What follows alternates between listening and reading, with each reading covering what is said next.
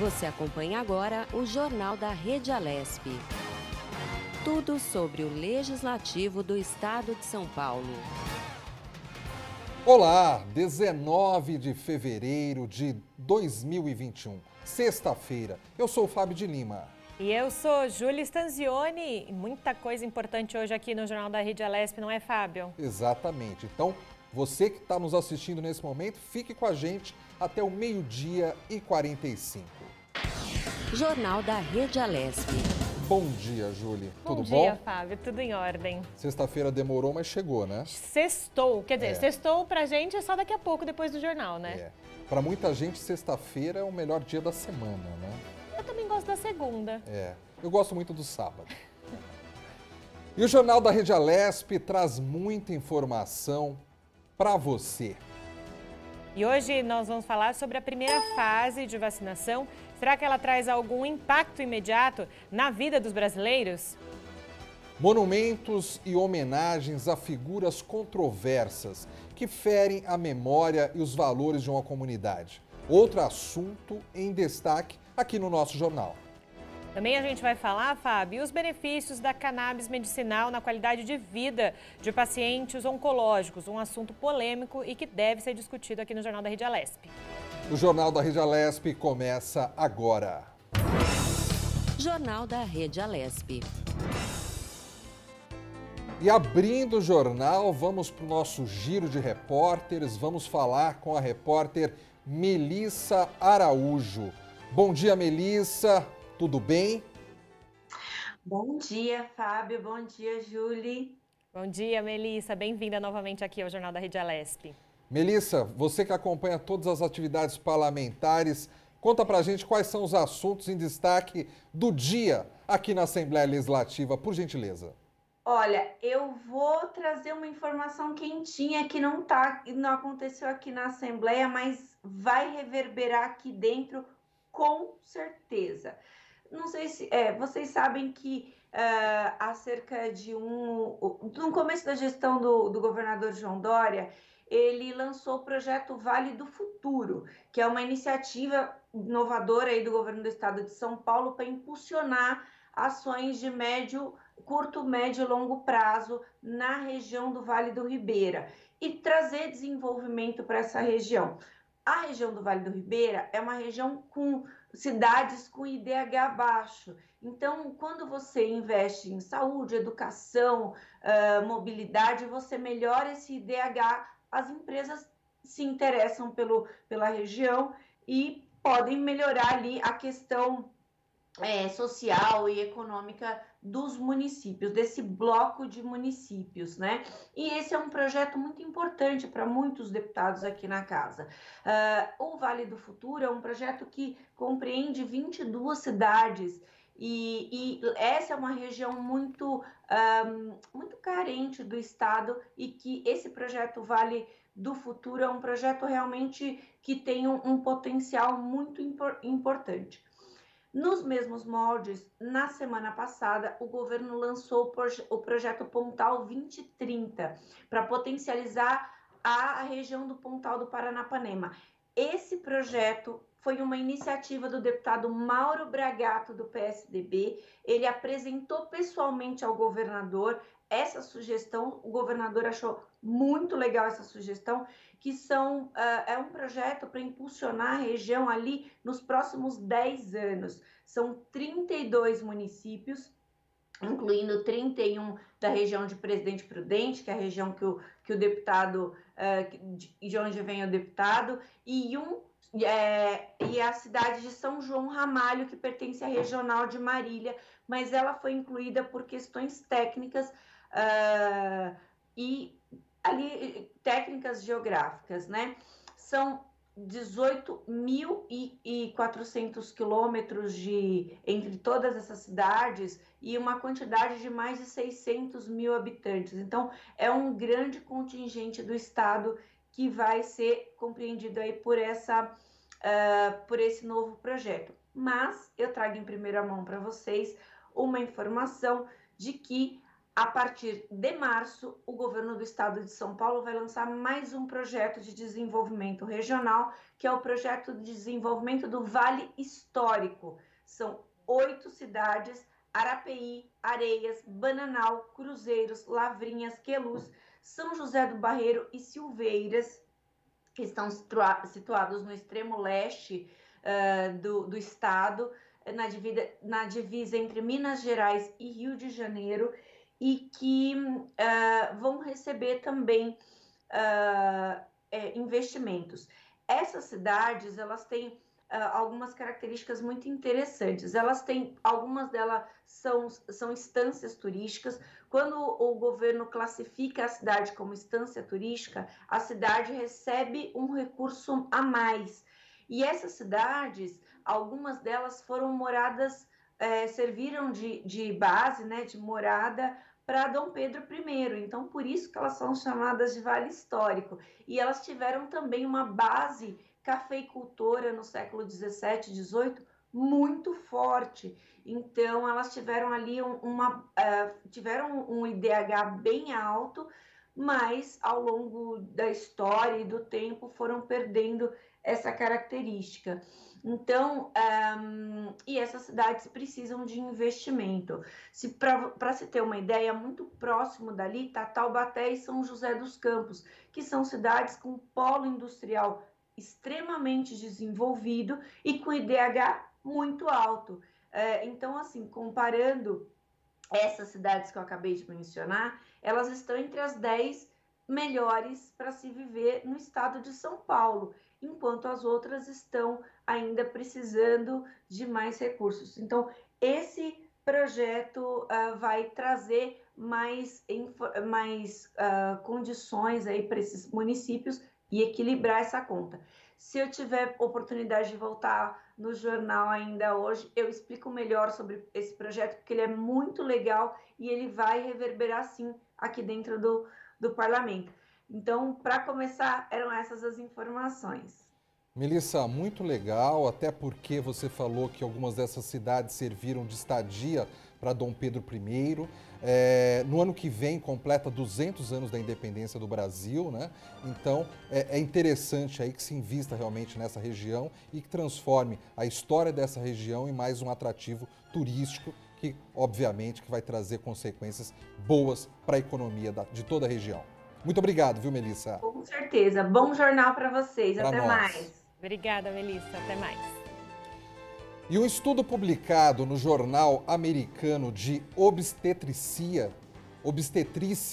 e Ginecologia mostra que a taxa de infecção de Covid-19 entre mulheres grávidas no estado de Washington, nos Estados Unidos, foi 70% maior do que em adultos com idades semelhantes no mesmo local. A pesquisa também descobriu que as taxas de infecção entre mulheres negras grávidas eram de 2 a 4 vezes maiores do que o esperado. A equipe de pesquisadores coletou dados de 240 pacientes grávidas com Covid-19 em 35 hospitais e clínicas, que respondem por 61% dos nascimentos anuais em Washington, de março a junho de 2020. Os cientistas sugerem que as gestantes devem ser amplamente priorizadas para a vacinação contra a Covid-19. Jornal da Rede Alesp. E um estudo desenvolvido pela Universidade Federal de Sergipe indica que o primeiro caso de reinfecção pela Covid-19 no Brasil aconteceu em julho do ano passado, não em outubro, como acreditava o Ministério da Saúde. O Departamento de Medicina identificou a reinfecção em uma profissional de saúde de Aracaju. O intervalo entre o primeiro e o segundo contágio foi de apenas 54 dias, sendo por uma forma variante do vírus. A profissional de saúde apresentava baixa carga de anticorpos, por isso a segunda infecção. Os sintomas foram um pouco mais graves, mas ela teve uma boa recuperação clínica. O estudo traz resultados de 33 casos de reinfecção e conclui que o intervalo registrado entre os sintomas foi de 8 a 130 dias. A maior parte dos pacientes são mulheres, na casa dos 78%, principalmente para profissionais de saúde entre 22 e 58 anos. Jornal da Rede Alesp. E vamos agora, Júlia, para a nossa primeira entrevista do dia aqui no Jornal da Rede Alesp. A primeira fase de vacinação acontece em todo o país, mas qual será o impacto imediato para todos nós nesse cenário tão delicado que é a pandemia? E justamente sobre esse assunto a gente conversa agora com o Júlio Crodra, ele que é infectologista da Fiocruz. Bom dia, Júlio, bem-vindo ao Jornal da Rede Alesp, tudo bem? Tudo bem, Julie e Fábio, é um prazer estar com vocês aí da Alesp. Prazer é nosso, Júlio. Júlio, mesmo com a vacinação iniciada em janeiro, a mortalidade por Covid-19 no Brasil não apresentou ainda uma queda significativa, né? Principalmente nessas últimas semanas aí, a gente viu até o aumento, né, de casos. Esse cenário é algo normal ou é preciso ficar atento ao que está acontecendo? É preciso ficar atento, né? A vacina, o ritmo de vacinação está muito lento, né? A gente precisa vacinar todo o grupo de risco. Quando eu falo grupo de risco, são os idosos e as pessoas com comorbidade o mais rápido possível. Só aí a gente vai observar algum impacto em termos de internação e óbito, assim como visto em Israel e alguns países da Europa. Então, se a gente não acelerar a nossa vacinação, a gente pode permanecer com essa média de óbitos elevada no país, acima de 1.000 óbitos por dia, e também com possível impacto aí de uma nova variante mais transmissível, né? A Araraquara aí já está sofrendo com essa nova variante, teve que instituir um lockdown por conta de falta de leitos, e isso pode acontecer em outras cidades do estado de São Paulo também. Agora, doutor, me parece que talvez nesse momento de vacinação, as pessoas pensem em relaxar com relação aos cuidados que é preciso ter. Muita gente pode achar, vacinou, legal, já estou imunizado, deixa de lado a máscara, deixa de lado todas as questões de sanitização. Não é esse momento, até porque o senhor disse, estamos a passos bem devagarzinhos, né, de imunizar todo mundo, né? Então, é preciso não excluir uma coisa quando a gente tem o início da vacinação. Sim, Julie, mesmo porque, né, os dados que nós temos de vacina são em relação ao adoecimento e não à transmissão. O Instituto Butantan está fazendo um estudo, né, numa cidade de São Paulo, com 30 mil habitantes, justamente para avaliar isso, qual o impacto na transmissão. Mas os dados das duas vacinas que nós temos disponíveis, tanto da AstraZeneca quanto a vacina de Oxford, ainda não mostrou dados relevantes em relação à redução da transmissão. Ou seja, ela evita o adoecimento, evita a internação, evita o óbito. Mas quanto à transmissão, não. E é por isso que, enquanto a gente não tiver essa informação e não tiver uma ampla vacinação da grande maioria da população, o vírus vai continuar circulando. Então, as medidas preventivas, mesmo em quem já tomou a vacina, devem ser observadas, como o uso de máscara, o distanciamento, a lavagem frequente de mãos e evitar aglomerações. Doutor Júlio, logo no comecinho aqui da entrevista, o senhor já falou que acha que essa vacinação realmente ela está lenta, né? E alguns especialistas, até antes da vacinação começar, diziam que o Brasil tem uma grande expertise em relação à vacinação no país todo. E não mentiram esses especialistas, o Brasil tem realmente essa expertise. Mas mesmo assim o processo vem sendo lento. A que o senhor acredita isso? É um problema logístico? É o fato de a gente não ter muita vacina? Então, se a gente for rápido demais, os lotes de vacina acabam muito rapidamente? Qual a análise que o senhor faz a respeito desse assunto? Fábio, assim, no primeiro plano nacional, né, de imunização contra o Covid, foi feita uma primeira etapa que são pessoas acima de 75 anos. No quarto plano agora, ele estratifica em grupos menores. Como eu falei no início, né, se a gente não vacinar rapidamente os idosos, a gente ainda vai ter o vírus circulando. Nós temos capacidade disso, né? A gente tem capacidade de facilmente vacinar 1 milhão de pessoas dia no Brasil. Ontem nós vacinamos entre 100 e 200 mil, muito pouco, e é principalmente por falta de vacina. A gente está vivendo várias cidades interrompendo a sua campanha de vacinação nesse momento por falta de vacinas. A não ampliação para idosos, vamos dizer, abaixo de 80 anos, 70 anos, é justamente por falta de vacina. Então, a gente limita a idade porque é o público-alvo que a gente tem um quantitativo de vacina disponível. A gente tem um sistema único de saúde organizado em mais de 38 mil salas de vacinas, com capacidade de vacinar 1 milhão de pessoas por dia, e não estamos atingindo isso, porque lá no passado nós apostamos em apenas uma vacina, que foi a AstraZeneca e Oxford, e só recentemente a Coronavac, e não apostamos em nenhuma parceria com a iniciativa privada na aquisição dessas vacinas. Foi oferecida a vacina da Pfizer, 70 milhões de doses em agosto, e também não foi fechado nenhum acordo. Então, a gente está sofrendo pelas nossas opções do passado, pelas nossas escolhas do passado, e isso vai continuar, muito provavelmente, ainda no mês de fevereiro e parte do mês de março. Agora, doutor Júlio, algumas cidades espalhadas país afora já reclamam que o lote destinado a elas já se encerrou. Eles precisam esperar alguns outros dias para que chegue o novo lote para reiniciar a vacinação. E a gente está vacinando nesse momento pessoas com muito mais idade, que não seria um contingente populacional tão grande assim.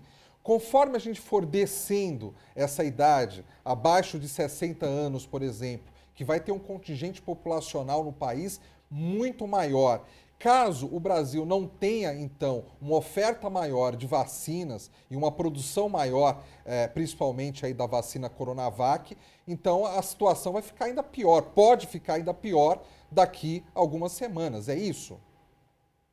É isso, né? A previsão para a próxima semana é o Butantan entregar menos de 3 milhões de doses e a Fiocruz 2 milhões de doses. É muito pouco vacina, né? Quer dizer, vai entregar semana que vem, vai ir para os municípios, e aí o município vai iniciar, retomar essa campanha, sendo que não vai dar, por exemplo, para fechar o público que é mais importante, que é os idosos até 60 anos.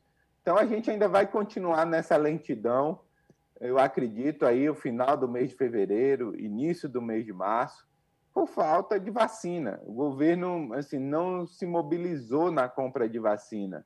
E mais recentemente, em reunião com os governadores, prometeu que vai conseguir adquirir 230 milhões de doses para o primeiro semestre, sendo que está apostando em 2 vacinas, né, Sputnik V, que já tem estudos de fase 3, mas não tem aprovação da Anvisa ainda, e a Covaxin, que é a indiana, que nem tem estudos de fase 3 publicados.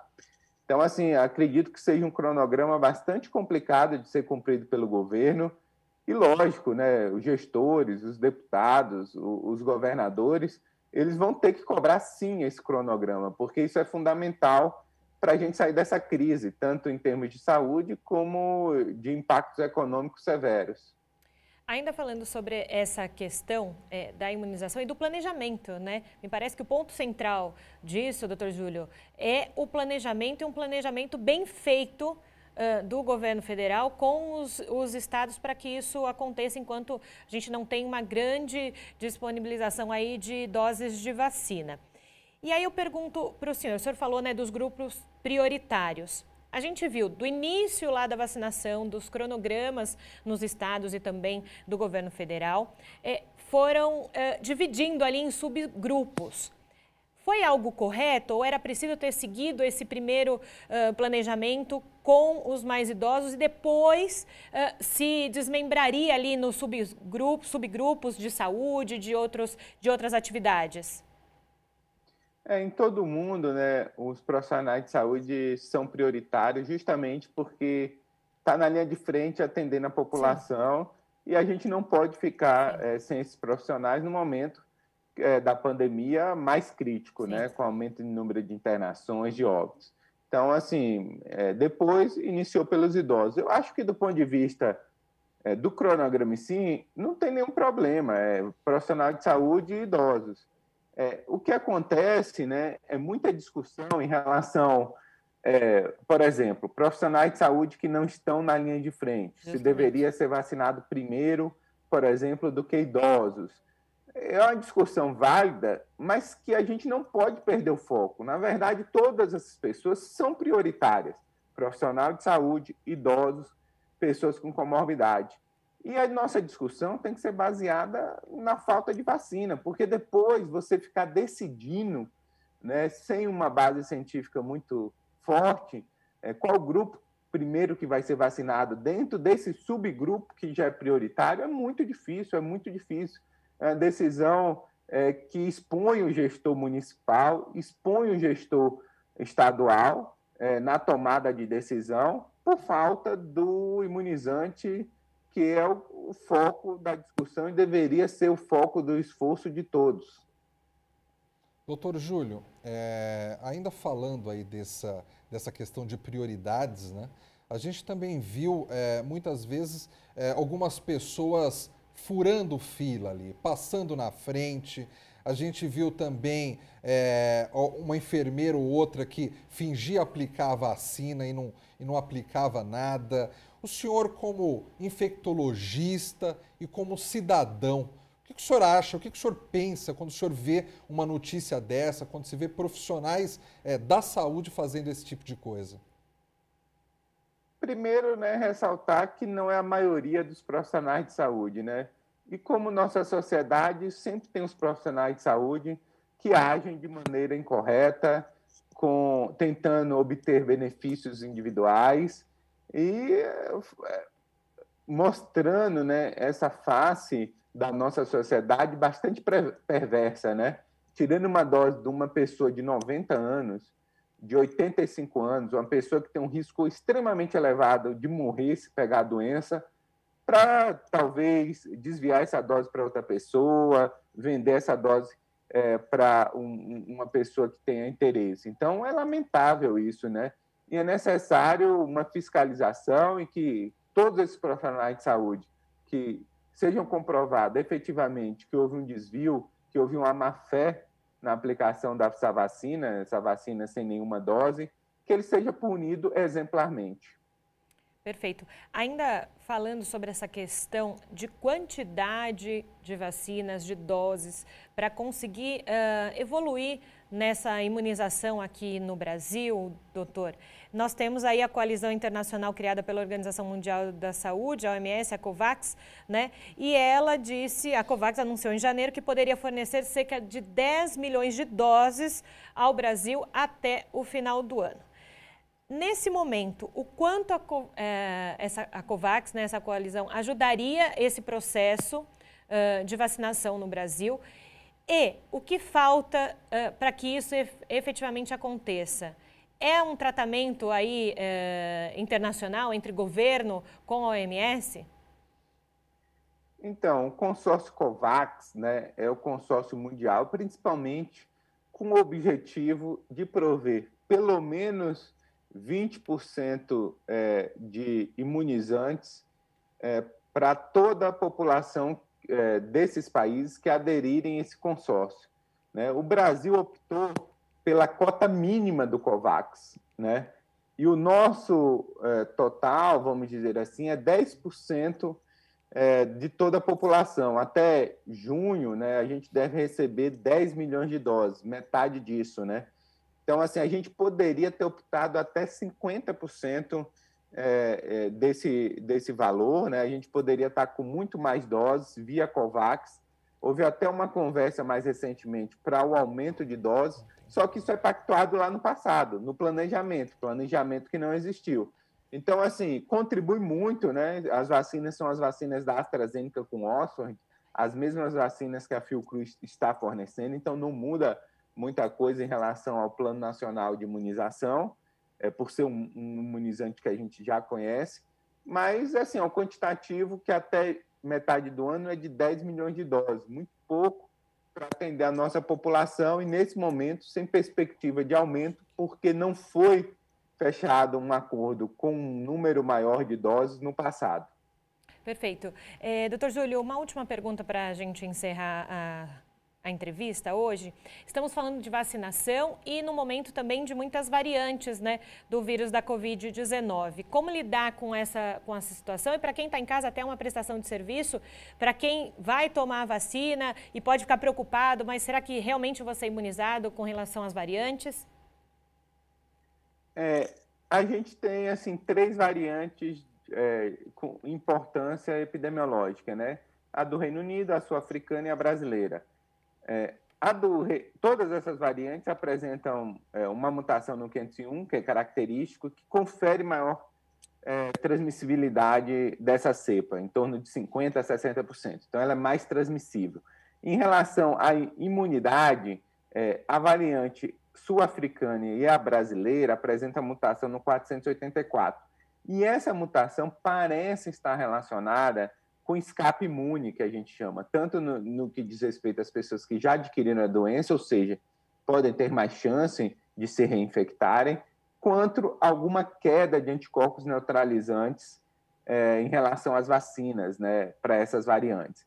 No Brasil, a gente não avaliou isso muito bem, o próprio Instituto Butantan falou que avaliou apenas para a cepa do Reino Unido e da África do Sul e mostrou que talvez a Coronavac mantém anticorpos neutralizantes elevados, mas a gente falta dado clínico, né? A gente precisa avaliar na prática, no mundo real, se a vacina protege ou não contra essa nova variante. Assim, eu, em parceria com a Fundação de Vigilância e Saúde do Estado do Amazonas e com a Secretaria Municipal do Amazonas, nós estamos fazendo um estudo justamente para responder essa pergunta na cidade de Manaus, onde 90% das novas infecções é pela nova variante. Nós teremos esse resultado em março e a gente espera divulgar aí para toda a imprensa, toda a comunidade científica, no sentido de auxiliar e entender realmente se as 2 vacinas que nós temos continuam protegendo para essas novas variantes. Perfeito, doutor Júlio Croda. Obrigada pela sua contribuição. Então, quando for divulgada essas informações, portas abertas aqui da Rede Alesp para o senhor falar com a gente novamente, tá bom? É um prazer, Julie, estar com vocês hoje. Retorno para trazer mais informações a respeito dessa avaliação. Muito obrigada, bom dia, bom trabalho. O Amazonas superou a marca de 10 mil mortos pela Covid-19. Quase a metade desse total somente nas últimas semanas. 231 pacientes contaminados pelo novo coronavírus estão à espera de um leito para internação no estado. 500 pacientes já foram transferidos do Amazonas e, mesmo assim, os hospitais continuam lotados, com mais de 90% dos leitos de UTI da rede pública ocupados. O Amazonas passa pela segunda onda da pandemia e teve o pior momento em janeiro, quando faltou oxigênio nos hospitais. Além de ser o estado onde foi identificada pela primeira vez a variante brasileira da Covid-19. Jornal da Rede Alesp. E a lei da reforma psiquiátrica brasileira, que tem o intuito de preservar os direitos das pessoas com transtorno psíquico, completa 20 anos em maio. A legislação foi tema de um ato solene promovido em ambiente virtual aqui na Alesp. A reportagem é de Carolina Franca. O fortalecimento do SUS para o atendimento de doenças mentais e a luta contra a volta da hospitalização em manicômios também foram debatidos. A deputada Márcia Lia, do PT, coordenadora da Frente Parlamentar em Defesa dos Direitos Humanos, abriu o evento. A todos que estão conosco para poder dialogar um pouco sobre um tema tão importante que é o debate da defesa do SUS, da importância do SUS e também deste momento tão delicado que a gente vive, onde nós já perdemos mais de 240 mil vidas no Brasil e que nós estamos sentindo o perigo iminente na questão dos retrocessos da luta tão fundamental no nosso país e que nós havíamos conseguido tantos avanços nos governos Lula e Dilma e que hoje nós estamos sentindo uma ameaça premente de retrocesso na luta antimanicomial. Presidente da Frente Estadual Antimanicomial, Leonardo Pinho, defendeu a ampliação do atendimento público através do SUS. Eles priorizam a agenda do setor privado, as pessoas que lucram com o sofrimento das pessoas, e não a expansão de rede pública. A gente sabe que a RAPS precisa ampliar, inclusive, em Araraquara, em São Carlos, em Ourinhos. A gente tem desafios ainda em implementar o SUS, ampliar e qualificar o SUS. E aí eles pegam dinheiro dos nossos impostos, em vez de qualificar o SUS, que é quem está segurando muito ainda no contexto da pandemia.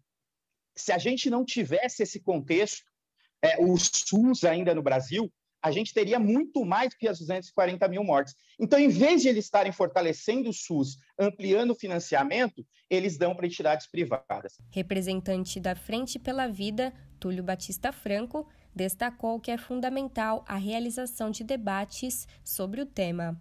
Só o movimento social é capaz de fazer com que a gente continue no sentido de fortalecer a democracia, fortalecer as políticas sociais que nós viemos construindo e definitivamente enfrentar a pandemia, derrotar o vírus e derrotar esse governo que oprime, que destrói políticas sociais e faz o que tem feito, aumentando o sofrimento, desprotegendo a população e tudo mais. Então, parabéns por esse evento. Muito obrigado. O ato contou ainda com a presença de vereadores, profissionais da área da saúde, pacientes e familiares dos usuários do Sistema Único de Saúde.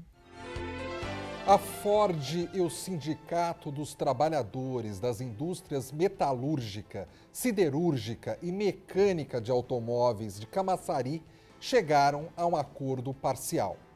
Ficou acertado que as negociações continuarão nos próximos 90 dias, com a garantia de salários para todos os trabalhadores. Com isso, a produção será retomada já na próxima segunda-feira.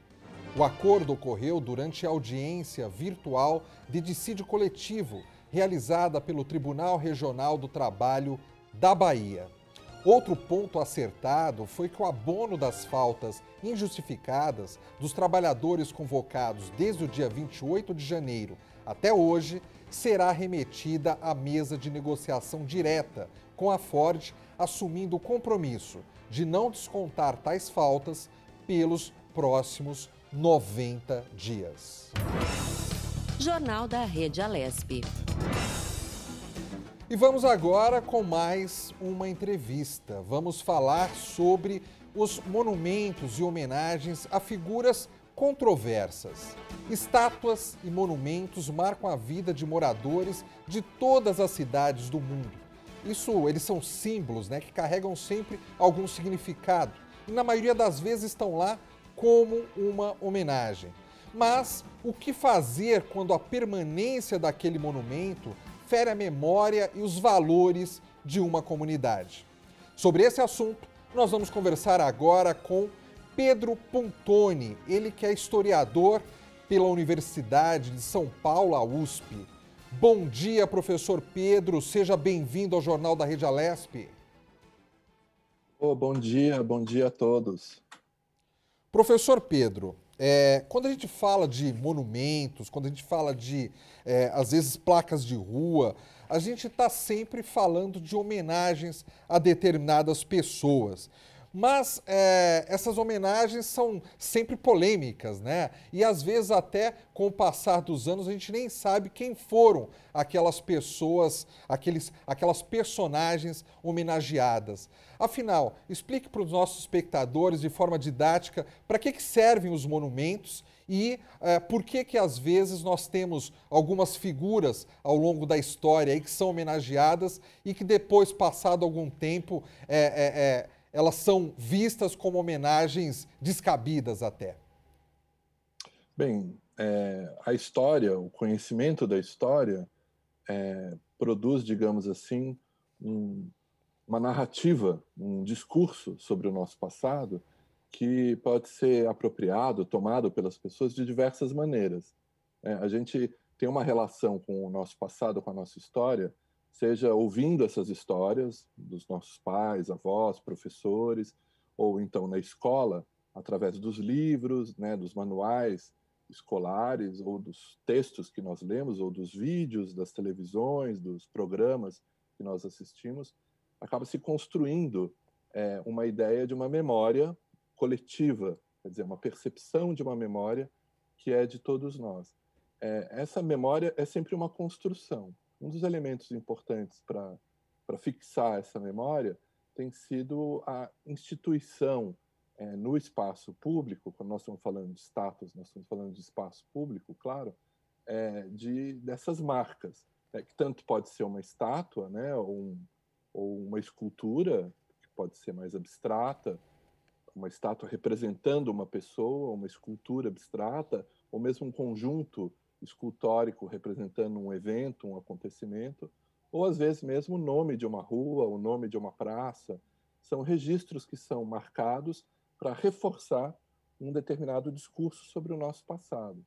A questão é que esses discursos nem sempre são verdadeiros, às vezes são discursos mistificadores, ou são discursos que, num determinado momento da nossa própria história, tiveram um sentido, tiveram uma força, um apoio social, um interesse de valorizar um indivíduo ou um acontecimento, e que se percebeu muitos anos depois, 10, 20, 100 anos depois, que esse personagem ou esse acontecimento não tem mais a importância que teria para nós.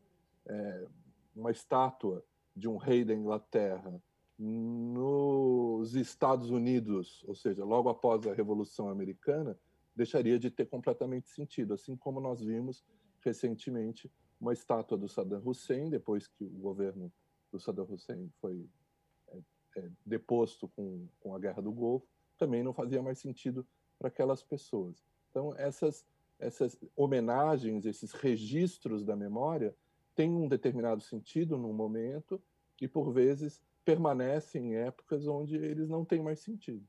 Professor Pontoni, e o senhor acredita que seja válido esse debate em torno de alguns nomes? Por exemplo, aqui em São Paulo nós temos a estátua do Borba Gato, e ela fica ali na região de Santo Amaro, né? Zona sul de São Paulo, e de vez em quando se tem esse debate aí, se aquela estátua deve continuar ali ou não. Esse debate é válido, professor?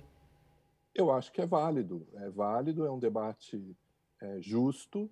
Nós estamos falando do espaço público. O espaço público é o lugar, digamos, do debate público, onde as pessoas devem manifestar em termos das suas opiniões, dos seus pontos de vista, muito livremente. E a fixação nesse espaço público de uma homenagem, de um marco, de um nome de uma rua, de uma estátua, é um assunto público, é um assunto que todos devemos discutir. Quando foi construída a estátua, se tomou uma decisão de interferir nesse espaço, marcando esse espaço com a presença daquele personagem, que foi, então, homenageado, né, o Borba Gato. Hoje, passados tantos anos, se tem cada vez mais consciência de que essa é uma homenagem errada, no sentido de que se não, hoje a sociedade, de uma maneira mais ampla, não compartilha com as ideias ou os ideais daquele personagem, ou da mistificação que foi produzida, sobretudo aqui em São Paulo, a partir dos anos 30, depois sobretudo da Revolução de 32, de uma ideia de um bandeirante como um herói civilizador, né? Essa construção do bandeirante, desses homens que conduziram essas expedições pelo sertão, como heróis civilizadores, heróis que construíram uma identidade paulista, é uma ideia construída com mais força a partir dos anos 30, isso vem desde o final do século XIX, mas que é uma mistificação. E é uma mistificação que, em grande medida, hoje se desfez, digamos assim.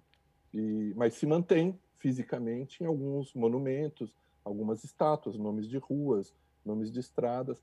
Então, há um movimento muito justo de contestar essa presença nesse espaço público e até reivindicar a remoção dessas estátuas. Por que não? Pedro, aqui quem fala é a Júlia. Bom dia. Oi, Júlia. Justamente sobre essa dia. questão das retiradas desses monumentos, né? Não significa apagar a história, né, pela retirada deles, então? Não, muito pelo contrário. Significa valorizar a história. A história, como eu disse, é o conhecimento do passado. Esses monumentos, eles são monumentos mistificadores da história. Eles não são a história. É claro que eles em si, o próprio monumento, tem a sua história. A história do monumento, a história de como que a elite paulista, a partir dos anos 30, sobretudo depois da derrota de 32, construiu um mito de São Paulo, a locomotiva da nação, de um Estado que representaria seria formado no seu passado por uma população com empreendedorismo, com uma dimensão mais ampla de expansão, de construção de um território, que produziu diversos textos, livros, poemas, monumentos, nomes que foram dados, museus, como as casas sertanistas que foram constituídas nesse momento. Isso tudo faz parte de uma mistificação da história que produziu esses elementos, né? Entre eles essas estátuas. Mas eu acredito que essas estátuas são elas falsas histórias, né? Há outras histórias que hoje nós conhecemos melhor e que seria possível poder, digamos assim, valorizar nesse momento. Por outro lado, é muito importante também a gente pensar que esses monumentos foram construídos para valorizar, para, digamos, homenagear indivíduos, personagens que foram, na época, quando eles foram construídos, identificados como heróis, como pessoas a serem homenageadas. E a serem homenageadas por feitos que teriam realizado, por exemplo, a estrada aqui, Raposo Tavares, perto de onde eu moro, uma homenagem a um bandeirante que teria expandido as fronteiras do Brasil, realizado grandes expedições, ampliado esse horizonte geográfico do Brasil, mas que, na verdade, é um bandeirante, ou seja, é um morador de São Paulo, sertanista, que teria percorrido o sertão em diversas ocasiões em busca de escravos, escravizando indígenas, destruindo missões jesuíticas, inclusive reduções no sul do território americano, e promovido a escravização e a morte de milhares e milhares de pessoas. Então, esse indivíduo, hoje, os historiadores já há muito tempo entendem esse indivíduo como o que ele era na época, né? Um personagem ligado a uma sociedade muito violenta, escravizadora e capaz de realizar esse tipo de crimes, que eram crimes no século XVII, no começo do século XVII, como são crimes hoje. São episódios violentos, episódios de escravização. Então, é importante entender que homenagear um indivíduo desses significa homenagear um assassino, um escravizador. E isso é incompatível com os nossos valores. Assim como era incompatível com valores humanistas já do século XVII. Né? Há um grande engano em alguns comentadores ou mesmo historiadores de tentar relativizar essas posições, dizendo que, mas no século XVII seria normal escravizar, seria normal assassinar. Não seria normal. Era assim que se fazia, e a construção do mundo colonial se deu com base na escravização e no genocídio, mas ele também era contestado e criticado à época por pessoas que estavam dotadas de valores humanistas muito próximos dos nossos valores. E eu acho que é isso que a gente tem que defender. Em suma, uma estátua que homenageia um escravizador e um assassino não é uma estátua que deveria estar no espaço público. Né? Nós deveríamos ter estátuas, eu acredito, com educadores, com poetas, com democratas, com políticos que construíram saídas para o nosso país, para a nossa sociedade, que fossem mais justas. Professor Pontoni, aqui na LESP nós temos um projeto de lei 404 de 2020, isso da deputada Érica Malunguinho, que proíbe a realização de homenagens a figuras ligadas à prática escravista. O senhor acredita que projeto de lei desse tipo é uma forma de repente, reparar ou pelo menos prevenir que não sejam feitas outras homenagens a figuras públicas, a figuras históricas de caráter duvidoso? Sim, eu acredito. Eu acho que a legislação é um caminho para, digamos assim, impor um tipo de controle sobre esse tipo de homenagem, mas também, sobretudo, a conscientização da sociedade, que passa pela educação, passa pela formação, mas também passa por uma intervenção no espaço público. Nesse sentido, eu defendo que nomes de ruas devem ser trocados, estátuas podem ser retiradas do espaço público para serem trocadas por outras estátuas. Uma estátua que homenageia os bandeirantes, como temos aí em frente à Assembleia Legislativa, é uma estátua importante, uma estátua que foi construída, demorou muitos anos para ser feita pelo Brecheret. O Brecheret é um grande artista ligado ao nosso movimento modernista, mas a estátua é uma homenagem ao bandeirismo, ao que se chama o movimento das bandeiras. E, portanto, é uma homenagem à escravização e ao genocídio dos índios. Então, diante da nossa Assembleia de Representantes, nós temos uma estátua que homenageia o genocídio indígena. Eu acho isso intolerável. Eu, pessoalmente, e vários outros pessoas que eu conheço, defendem a ideia que a estátua não deveria estar ali. O que seria feito com ela? Ela poderia ser retirada, colocada dentro de um museu onde estaria o registro desse tipo de mistificação histórica que foi construída.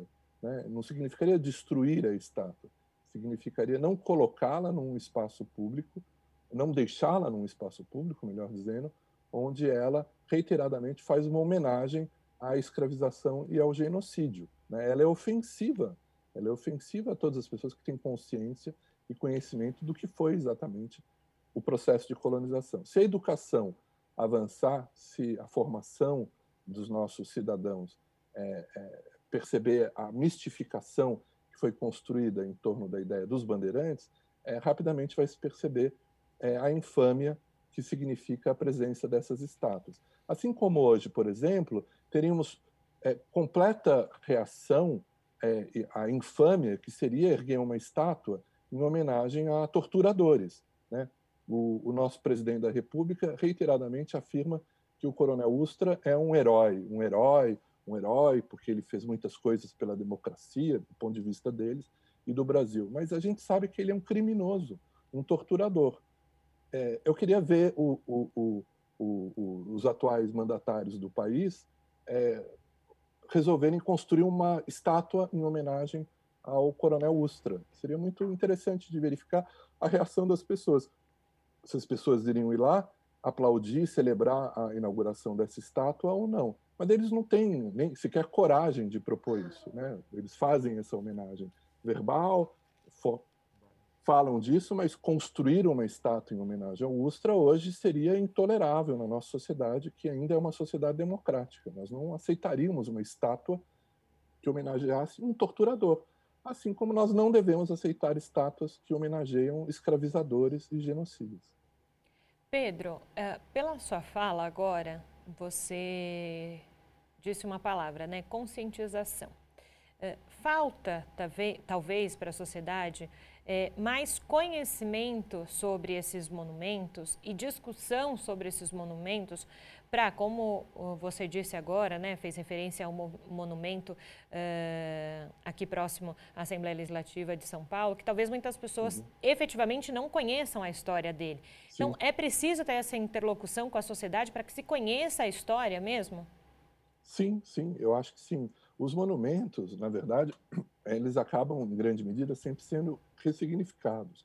As pessoas desconhecendo ou se afastando daquele momento da constituição da homenagem, por vezes ressignificam os movimentos, desconhecendo o seu fundo original de homenagem. Por exemplo, ali em frente ao MASP, na Avenida Paulista, nós temos às vezes eu brinco com alguns alunos e converso com pessoas e pergunto, quem é de quem é esse, em homenagem a quem é esse monumento? Uma pessoa andando, é um caminhante, um caminhador. Não, é o Anhanguera, é uma homenagem a um bandeirante. O Anhanguera, que também, se vocês procurarem nos livros de história, vão ver, era um notório assassino e escravizador de índios. Está lá homenageado, mas as pessoas desconhecem. Às vezes, quem chega mais próximo do monumento lê a placa escrita embaixo, tem algum texto. Mesmo o monumento às bandeiras, aí perto da Lesp, há textos em volta do monumento que um pouco significam ele para quem está mais próximo, mas ele foi feito para ser visto mais distante. Esses monumentos são ressignificados. O monumento às bandeiras, por vezes, é chamado de um empurra-empurra, né, um movimento, uma forma de se apropriar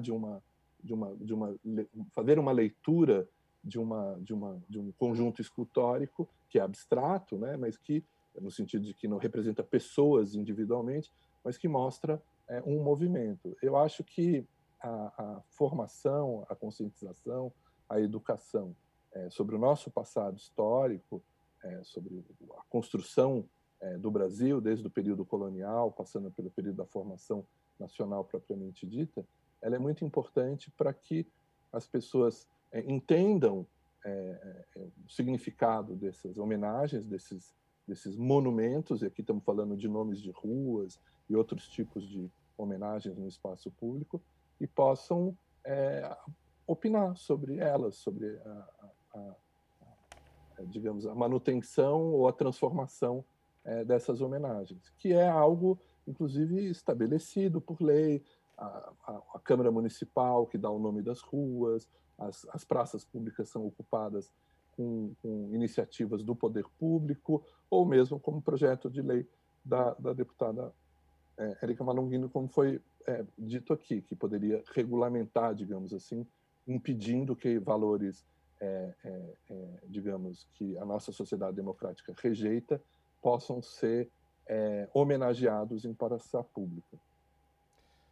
Pedro Pontoni, historiador, professor de História da Universidade de São Paulo, a USP, muito obrigado pela sua participação aqui no Jornal da Rede Alesp.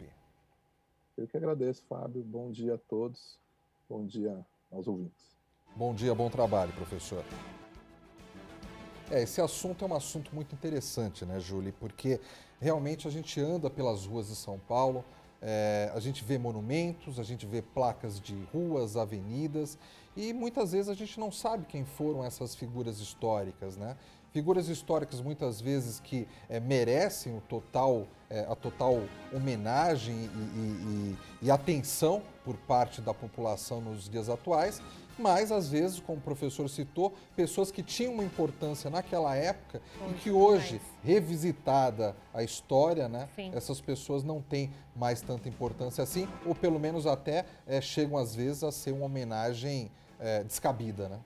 Pois é, então muito importante o que o professor Pedro contou para a gente, até para que quem está em casa entenda um pouquinho mais sobre essas questões, como a gente falou no final, né? Nem sempre quem passa na frente desses monumentos entende efetivamente a história, entende talvez a beleza ou não daquele monumento, mas não a história, e é preciso entender a história. E para finalizar esse assunto, Júlia, acho que uma coisa até legal, se a gente tiver a curiosidade de saber pelo menos quem foi a pessoa que dá nome à rua que a gente mora, já é um começo para a gente entender um pouquinho mais da história do lugar onde a gente vive. É isso mesmo, Fábio. Foi publicado no Diário Oficial o Requerimento de Informações 87 de 2021, a autoria do deputado Rodrigo Moraes, do Democratas, que cobra a Sabesp sobre o início das obras de execução da rede de distribuição de sistema de abastecimento de água no Boqueirão Sul, em Ilha Comprida. No documento encaminhado diretamente ao diretor-presidente da Sabesp, o Benedito Braga, o parlamentar destaca a necessidade da comunidade ter água potável e lembra que em 2010 a Organização das Nações Unidas reconheceu o direito à água limpa e segura como um direito humano essencial. Em 2019, o deputado esteve em uma reunião no local, acompanhado de lideranças locais, onde pôde ouvir a comunidade e constatar o problema.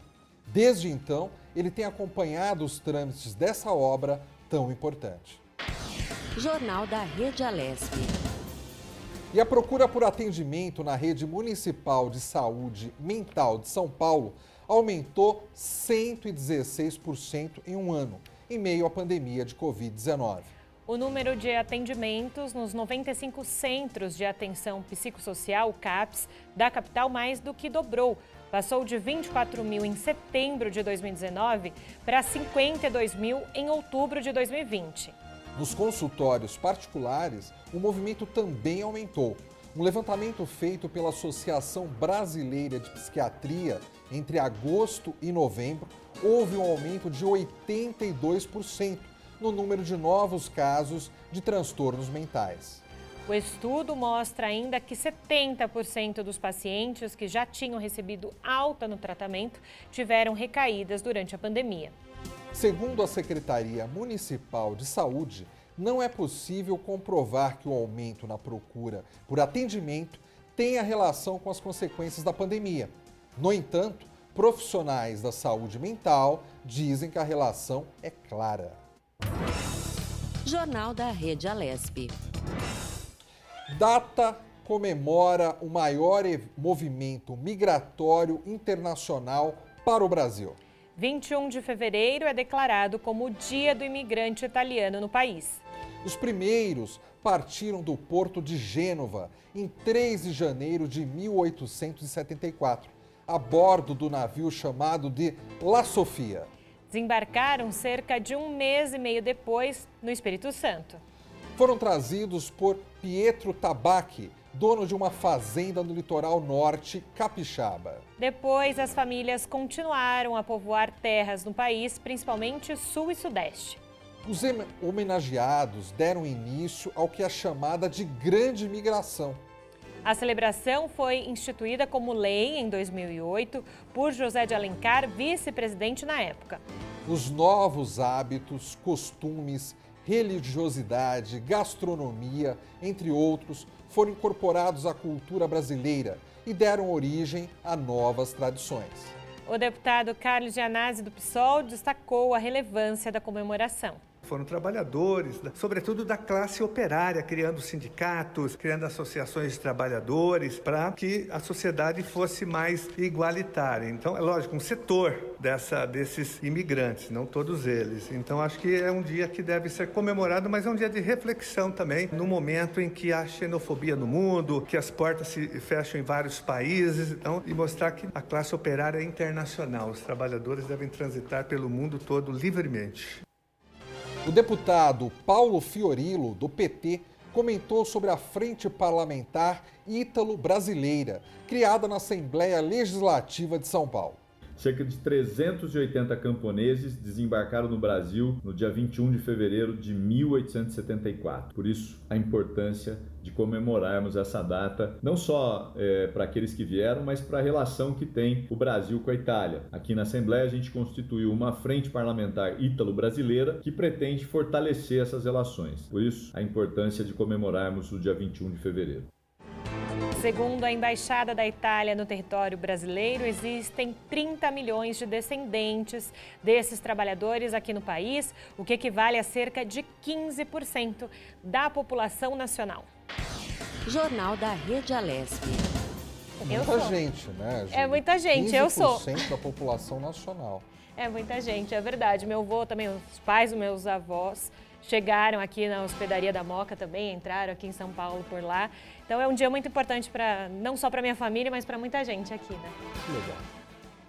Vamos agora com mais uma entrevista. Vamos falar sobre um assunto bem polêmico.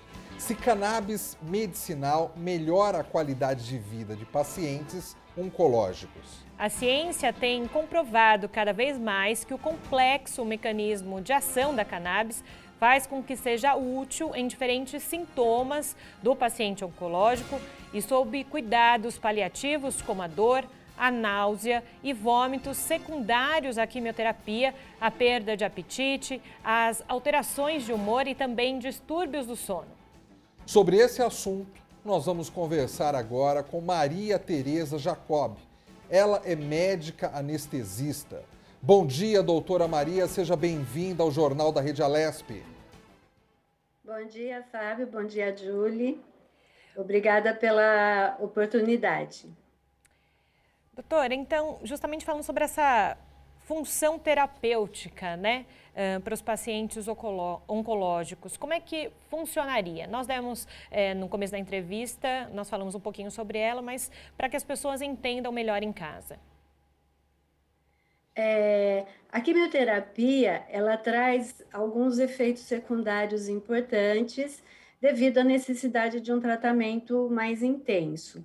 Entre eles, nós temos o vômito, as náuseas, uma doença caracterizada por uma destruição dos nervos periféricos, que é a polineuropatia periférica. E isso tudo incomoda muito, tanto durante o tratamento, como na qualidade de vida dos pacientes sobreviventes à doença, que felizmente, graças a Deus, são cada vez maiores esses índices. A cannabis medicinal, a cannabis, ela possui alguns constituintes que podem se ligar a regiões do organismo que são responsáveis pelo controle desses sintomas. Então, ela tem o benefício de favorecer o tratamento sem que o paciente tenha esses sintomas indesejáveis que muitas vezes limitam até a própria quimioterapia. Além do que, ela vai poder ser utilizada para prevenir essa patologia que nós chamamos de neuropatia periférica e para tratar os sintomas desagradáveis que persistem depois. Doutora Maria Tereza, quando a gente abriu aqui a entrevista com a senhora, a gente até falou que esse assunto é um assunto polêmico. Porque é mesmo. Eu imagino que a pessoa que está assistindo a gente nesse momento em casa, enquanto algumas pessoas vão achar bem interessante, outras pessoas vão falar, nossa, mas eu vou me tratar com maconha. É assim que as pessoas irão se referir a cannabis. E eu gostaria de saber o seguinte, esse assunto ele é polêmico só na população, na sociedade, ou ainda hoje, dentro da comunidade médica, existem defensores da cannabis para uso terapêutico e existem pessoas que acreditam que ela não deva ser usada. Já existe um consenso na área médica ou ainda não? Olha, eu acredito que não só aqui no Brasil, mas nós podemos dizer que em termos mundiais, ainda não existe esse consenso. Muitas vezes o que a gente observa é que a própria população provavelmente por estar descontente com os resultados que se consegue obter hoje com os tratamentos tradicionais, buscam o uso da cannabis medicinal para uma melhora da sua qualidade de vida. Muitos, sem dúvida nenhuma, como você citou, muitas pessoas ainda não entendem que é diferente. A cannabis é uma planta e ela tem diferentes variedades. A cannabis medicinal, ela é uma variedade diferente da maconha fumada. Então, isso é importante esclarecer para a população geral, mas também no meio médico, nós temos feito programas de educação continuada, cursos de esclarecimento, para mostrar essa diferença, para mostrar a importância dela entrar como mais uma opção terapêutica em diversas doenças e a segurança e eficácia que a cannabis medicinal possui nessas diferentes patologias. Agora, doutora, uma outra questão, né? A regulamentação, então, de produtos à base de maconha no Brasil foi aprovada pela Anvisa em 3 de dezembro de 2019, né? Então, se pode ter produtos feitos com a cannabis e pode ser vendidos em farmácias, mediante prescrição médica, claro que com fiscalização da agência, mas o cultivo da planta foi rejeitado aqui no país. É preciso também desmistificar essa questão, ainda dentro do que o Fábio falou. Muita gente olha para esse assunto como se as pessoas fossem cultivar a maconha em casa, e não é isso, né? Sim, Julie. O que precisa acontecer é que nós temos acesso a medicamentos de qualidade importados. Isso aumenta o custo do tratamento da cannabis para o paciente no Brasil. Se bem que não é um tratamento barato, mesmo ao redor do mundo, se nós formos considerar um produto de qualidade. Então, na minha opinião, seria o ideal? Ser liberado o plantio para indústrias sérias, onde você vai saber a procedência dessa cepa, como que ela está sendo cultivada, como vai ser a colheita, como vai ser o armazenamento, como vai ser a produção desse produto, porque é uma planta. Então, se nós não tivermos condições ideais de cultivo, de conhecer a genética da planta, de armazenamento, de colheita, nós corremos riscos de contaminação por metais pesados, por enterobactérias, por salmonela, uma série de contaminações, agrotóxicos, que podem levar a um prejuízo para a saúde do indivíduo, não pela cannabis medicinal, que é extremamente segura, mas sim por essas contaminações. E conhecer a genética dessa planta, saber quais as concentrações das substâncias que estão naquele produto final e quais as substâncias que estão lá. Porque a cannabis tem cerca de 600 substâncias ativas, e a combinação delas é que vai dar o efeito desejável de acordo com a patologia. Então, isso seria importante, que nós tenhamos a liberação, sim, para que nós possamos plantar a nossa cannabis medicinal aqui, produzi-la aqui com um controle de qualidade rigoroso. Doutora Maria Tereza, por que esse medicamento ele não deve ser usado em pacientes submetidos à imunoquimioterapia? Existem alguns relatos, como a cannabis atua no sistema imunológico, por exemplo, em relação ao COVID, tem estudos agora que quando o paciente entra na fase de insuficiência respiratória aguda, é porque tem uma tempestade de citocinas, que são substâncias inflamatórias do organismo, que começam a agredir o próprio organismo. Então, isso determina a insuficiência respiratória. O uso da cannabis nesse momento, nesses casos de comprometimento severo da respiração, vai diminuir essa resposta imunitária e, portanto, favorecer a recuperação do paciente nesse ponto. Então, se é um paciente que está sendo submetido a uma imunoquimioterapia, existem discussões quanto a não se usar a cannabis medicinal para não diminuir o efeito da quimioterapia. Mas, nesse caso, alguns estudos guardam essa restrição somente para o THC da planta e não para o CBD. Porém, ainda não existe nenhum consenso firmado em relação a isso. Porque, por outro lado, se não for imunoquimioterapia, a cannabis pode ajudar, complementar o efeito da quimioterapia. Então, isso é um assunto ainda um pouco controverso. Existem os que defendem sem a utilização do THC, e existem os que acham melhor aguardar mais estudos para que tenhamos uma comprovação que realmente, se for o CBD sem o THC ou o THC em doses mínimas, talvez não haja problema nenhum, você possa controlar os efeitos indesejáveis da quimioterapia e não atrapalhar a evolução do tratamento oncológico. Doutora, a senhora é especializada em tratamento da dor crônica há mais de 20 anos. Como, então, e o que falta para os medicamentos à base da cannabis serem recomendados com segurança justamente no tratamento dessa dor crônica? Olha, desde que nós utilizemos medicamentos que nós saibamos qual a procedência, que tenham uma análise, que nós chamamos de cromatografia. Com essa análise, nós sabemos todas as substâncias presentes no medicamento, as suas concentrações, então nós podemos escolher o medicamento ideal de acordo com o perfil do paciente e de acordo com a patologia. No caso da dor crônica, a maioria das publicações com o uso da cannabis medicinal é em dor crônica. E, até o momento, os medicamentos tradicionais, eles nem sempre dão o alívio desejável para uma recuperação da qualidade de vida, para uma reintegração do indivíduo no seu aspecto biopsicossocial. Então, desde que nós tenhamos medicamentos com uma cromatografia adequada, que nós façamos uma boa avaliação do paciente, do perfil do paciente, e utilizemos a planta, o medicamento adequado para aquele paciente, nós estaremos com eficácia e a segurança necessária para a utilização.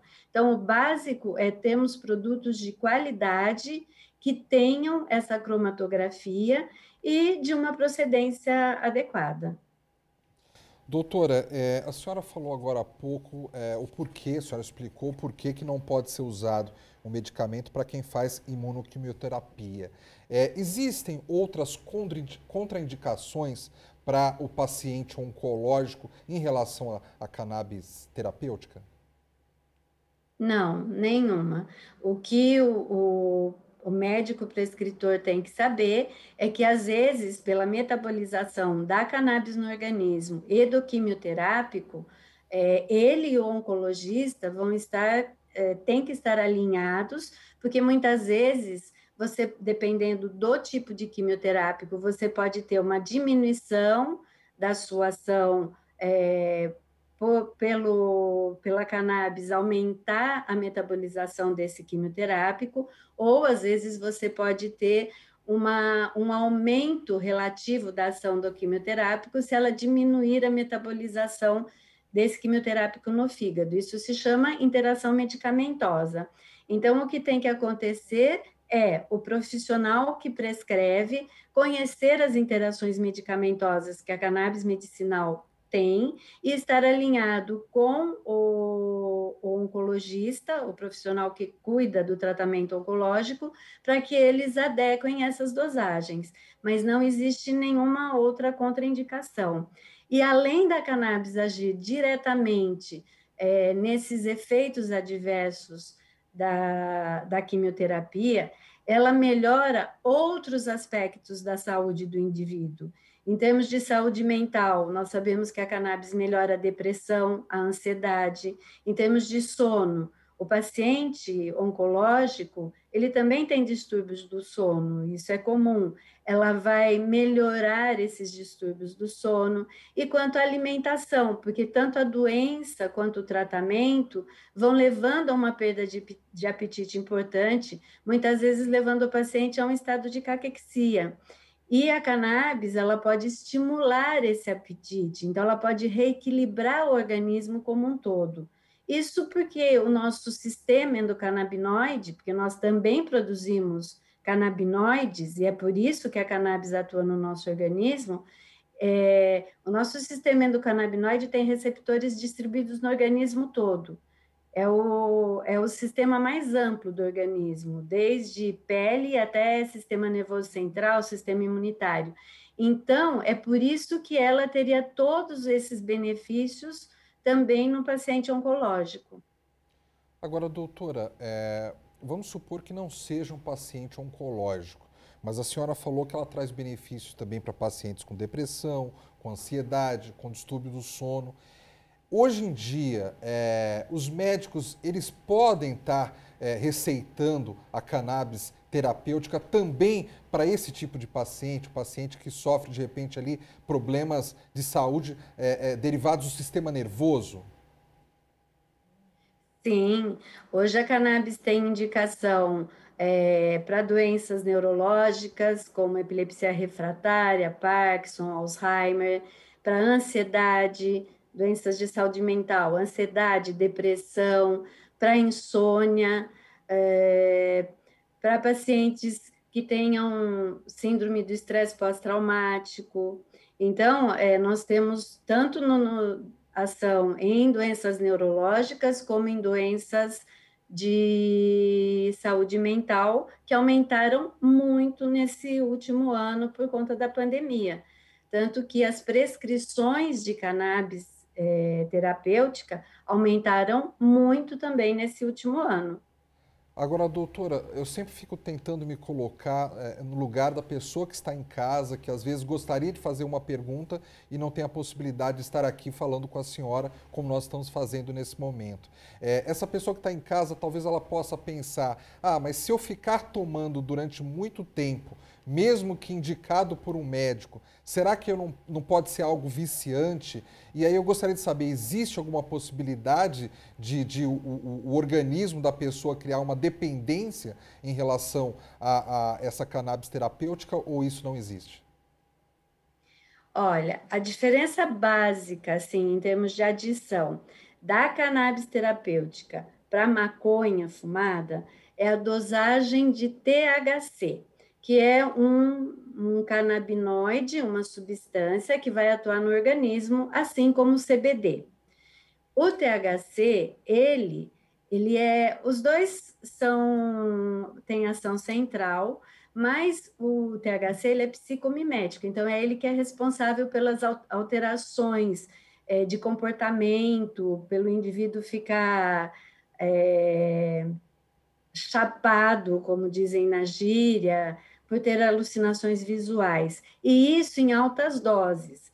A maconha, ela tem isso, ela tem a concentração do THC já maior, e quando fumada pela combustão, essa concentração se intensifica mais ainda. Então, isso poderia levar ao vício, à adição. A cannabis medicinal, ela tem doses bem menores, infinitamente menores do que as doses de uma maconha fumada. E como existe uma relação de quantidade entre as substâncias, CBD, THC e outras substâncias ativas da planta, não existe esse risco, não existe relato de vício a cannabis medicinal. E o próprio CBD, quando utilizado junto com o THC, ele neutraliza alguns efeitos indesejáveis do THC, inclusive esse efeito psicomimético. Então, não existe relato e, assim, dificilmente existiria esse risco. Agora, doutora, por isso que é muito importante que a fala da senhora aqui, essa é a prestação de serviço também do Jornal da Rede Alesp, para desmistificar algumas questões e até preconceito, né, Fábio? Sobre algumas questões e medicamentos. Algo que me parece é que é preciso ter uma maior discussão sobre o uso da cannabis medicinal aqui no Brasil. Ainda não se tem efetivamente uma discussão clara sobre ela. Isso eu digo tanto para a sociedade quanto na ala médica, nos especialistas e também como a própria Anvisa para regularizar essas questões, Ministério. Sem dúvida nenhuma, Júlia. Olha, precisa ser quebrado esse tabu. Muitas pessoas se beneficiarão da legalização mesmo da cannabis medicinal como uma arma terapêutica a mais. Muitos pacientes recuperarão sua qualidade de vida e até para a economia do país isso vai ser importante, porque como já existe a indicação, os pacientes podem recorrer a diferentes meios para ter acesso a essa medicação. E com isso, o custo e as despesas governamentais aumentam muito. Então, eu acho que o trabalho mais importante que nós temos que fazer, e é um trabalho de formiguinha, mas não pode ser relegado, é desmistificar. A maconha foi taxada como uma droga ilegal na década de 30, ela já é usada como medicamento desde 4, 5 mil anos antes de Cristo, foi taxada com substâncias extremamente perigosas, mas felizmente no final do ano passado, em dezembro de 2020, ela foi retirada dessa classificação pela Organização das Nações Unidas, e assim sendo reconhecido seu valor terapêutico, sendo reconhecida a cannabis de uso medicinal. Então, eu acho que isso tem que ser bem esclarecido, não só a população tem que ter o conhecimento disso, para não ficar quando você fala é cannabis medicinal, maconha. Nós não estamos falando da mesma coisa, nós estamos falando da mesma planta, mas nós estamos falando de utilizações diferentes. E como para a classe médica, onde ainda existe muito preconceito, e o ideal é o médico não precisa ser um prescritor, mas ele precisa conhecer para que o médico prescritor da cannabis tenha acesso aos tratamentos e aos medicamentos que ele também faz, porque nós temos que pensar no indivíduo holisticamente, se ele é hipertenso, se ele é diabético, se ele tem dor crônica, se ele tem ansiedade, depressão. Os médicos responsáveis por cada área têm que estar fazendo um tratamento conjunto. Então, é importante que os colegas conheçam um pouco sobre ela, pelo menos percam esse tabu, desmistifiquem isso para que nós possamos trabalhar em conjunto. E, sem dúvida, em relação aos órgãos governamentais, que eles é que vão nos permitir de ter um acesso melhor à cannabis medicinal. Perfeito, doutora Maria Tereza, obrigada pela sua contribuição hoje aqui no Jornal da Rede Alesp. Muito obrigada, bom dia. Eu é que agradeço a oportunidade de estarmos desmistificando e trazendo mais uma opção terapêutica tão boa para o nosso mercado. Obrigada. Obrigado, senhora. Bom dia, bom trabalho. E o deputado professor Kenny, do Progressistas, destinou R$300 mil através de emenda parlamentar. Com isso, as escolas da Rede Municipal de Ensino de Santos, Litoral Paulista, vão contar em breve com lousas digitais. E essa lousa touchscreen é um aparelho que possibilita ao professor expandir a abordagem ao conteúdo apresentado em sala de aula com a utilização de vídeos, músicas, gráficos e jogos didáticos virtuais. Os recursos serão divididos em 6 unidades de ensino e todas elas já contam com estudiotecas, espaços que faz parte do projeto. Escolas que inovam, em um acordo assinado entre a Prefeitura e a iniciativa privada. O parlamentar destacou que já tinha verificado a importância pedagógica desse equipamento em visitas a unidades municipais na cidade de Praia Grande e que é algo que permite um avanço no aprendizado com interação e dinamismo. Jornal da Rede Alesp.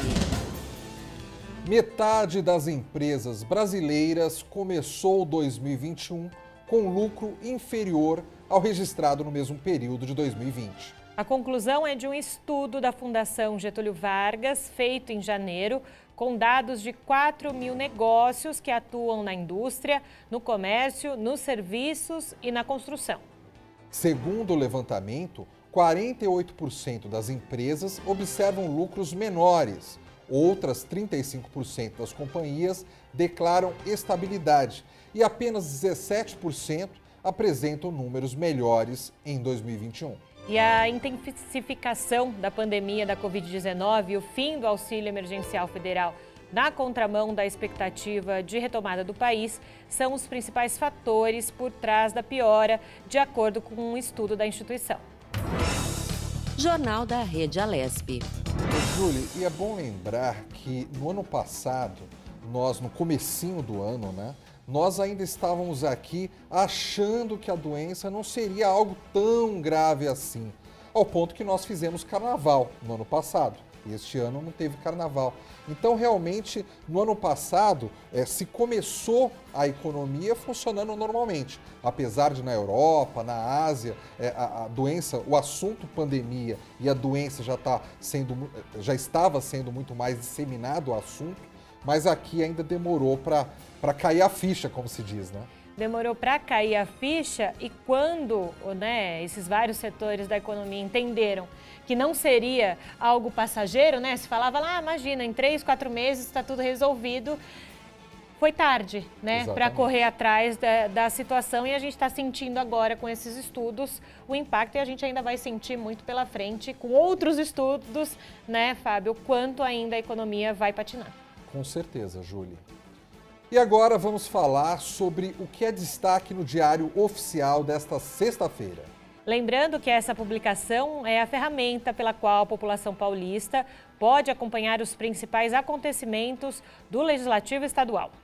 A edição de hoje traz o debate na tribuna sobre as propostas que revogam medidas adotadas pelo Poder Executivo. E um dos temas, Fábio, discutidos foi o projeto de decreto legislativo 22 de 2020, que suspende a contribuição previdenciária dos aposentados e também pensionistas aqui do estado de São Paulo. Durante a sessão plenária de ontem, os deputados também comentaram a nova tecnologia adotada na pista de pouso do aeroporto de Congonhas, aqui na capital paulista. Na ocasião, os parlamentares falaram ainda sobre o aumento da alíquota do ICMS de diversos produtos e o aumento da idade mínima para ingresso na Polícia Militar. E para você acessar o Diário Oficial, basta entrar no site www.al.sp.gov.br, clicar em Comunicação e clicar também em Diário Oficial. Jornal da Rede Alesp. Além de ser o metal mais usado no planeta Terra e ajudar a sustentar a moderna economia industrial, o aço também é um dos maiores emissores de dióxido de carbono na atmosfera, com 7,9% do total proveniente de combustíveis fósseis usados em sua produção. Apesar da indústria siderúrgica movimentar cerca de 13 trilhões de reais e produzir 2 bilhões de toneladas de material por ano, ela está na mira das autoridades ambientais de todo o mundo. Para cumprir as metas mundiais, as emissões de poluentes do setor devem cair em pelo menos 50% até a metade deste século e a zero em algum momento depois de 2050. O processo de transformar rochas de ferro em aço foi desenvolvido em 1850 e demanda altas temperaturas para produzir o tipo de metal desejado. Para se alcançar esses níveis de calor, hoje são usados combustíveis fósseis como carvão e petróleo. Algumas grandes indústrias já têm projetos que substituem os combustíveis fósseis por métodos como o que envolve gás hidrogênio, muito mais limpo. O grande obstáculo dessa mudança ainda é o preço. A ArcelorMittal, maior companhia siderúrgica da Europa, estima que eliminar as emissões de carbono para cumprir as regras da União Europeia e zerar as emissões de gases causadores do efeito estufa até 2050, usando novas tecnologias, poderá custar ao setor um valor próximo a 240 bilhões de reais. Jornal da Rede Alesp. Pacientes em tratamento oncológico terão prioridade em estabelecimentos públicos e privados. Passa a ser um dever de agências bancárias, comércios e locais de prestação de serviços no estado dar preferência para pessoas com câncer. O deputado Bruno Ganem, do Podemos, é autor da proposta aceita em sessão extraordinária da Assembleia Legislativa de São Paulo. Ele defende que essas pessoas sejam poupadas de mais sofrimento ao esperar em filas. A gente vê o sofrimento de quem está passando pelo tratamento, qualquer minuto de pé realmente é um grande esforço. Então nada mais justo, assim como existe em relação a outras situações que também a gente tem que prestigiar, né, as pessoas, seja o caso da gestante, do idoso, né, porque realmente não pode esperar. Da mesma forma, quem está passando por um tratamento contra o câncer também não pode esperar.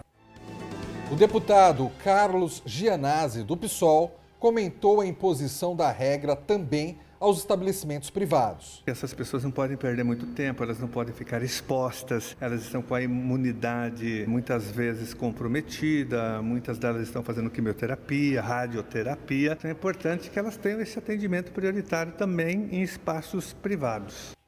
Caso haja descumprimento do previsto, haverá multa de R$ 290, o equivalente a 10 vezes o valor das unidades fiscais do Estado em 2021. A cada reincidência, a quantia relativa à penalidade será acrescida de 50 UFESPs, ou seja, mais de R$ 1.400. Jornal da Rede Alesp. O novo contrato entre o Ministério da Saúde e o Instituto Butantan para aquisição de 54 milhões de doses da Coronavac prevê que o governo federal terá exclusividade para comprar todas as vacinas importadas da China ou produzidas no Brasil pela entidade até que todas as 100 milhões de doses compradas pelo governo federal sejam entregues. O prazo final para o Butantan fornecer ao governo federal esse montante é 30 de setembro. O acordo para a compra de mais de 54 milhões de doses da vacina contra a Covid-19, produzida pelo Butantan em parceria com o laboratório chinês Sinovac, foi assinado na segunda-feira passada.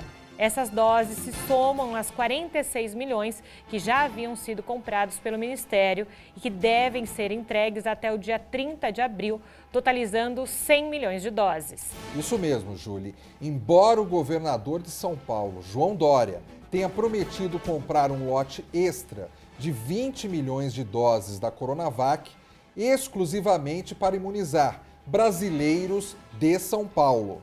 A negociação só poderá se concretizar após a entrega de todas essas 100 milhões de doses ao Ministério da Saúde ou com autorização da pasta. Jornal da Rede Alesp. E o Jornal da Rede Alesp vai para um intervalo. Nós voltamos em instantes com mais informações para você, não saia daí.